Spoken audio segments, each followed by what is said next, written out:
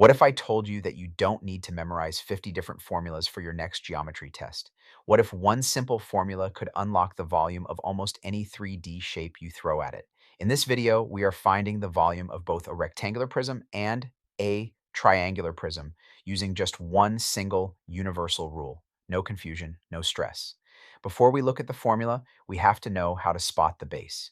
In any prism, the base is actually one of two matching sides that are perfectly parallel to each other. They face each other like matching bookends, and they are always connected by rectangles. Once you spot those two parallel bases, finding the height, h, is a breeze. The height isn't just how tall the object stands on a table, it is the exact distance between those two matching bases. It's the bridge connecting them. This gives us our master formula. Volume equals capital B times h. Remember that capital B stands for the area of one of those parallel bases, and h is the distance between them. Let's see how this works in action. First up, the rectangular prism. Let's spot our two parallel bases. They are rectangles. To find our capital B, we just need the area of one of these rectangles, which is length times width. Let's say our rectangle base is 5 centimeters long and 3 centimeters wide.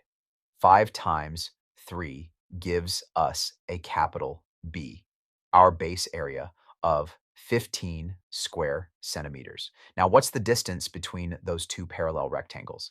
It's 10 centimeters. That is our height, h. Plug them into the master formula. 15 times 10 gives us a total volume of 150 cubic centimeters. What happens if we switch to a triangular prism?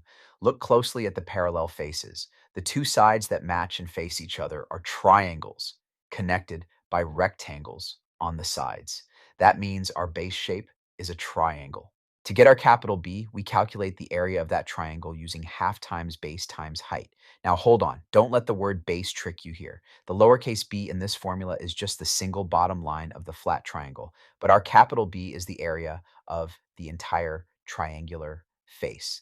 So if the triangle has a lowercase baseline of 6 inches and a height of 4 inches, half of 6 is 3, and 3 times 4 gives us a capital B, our total base area of 12 square inches.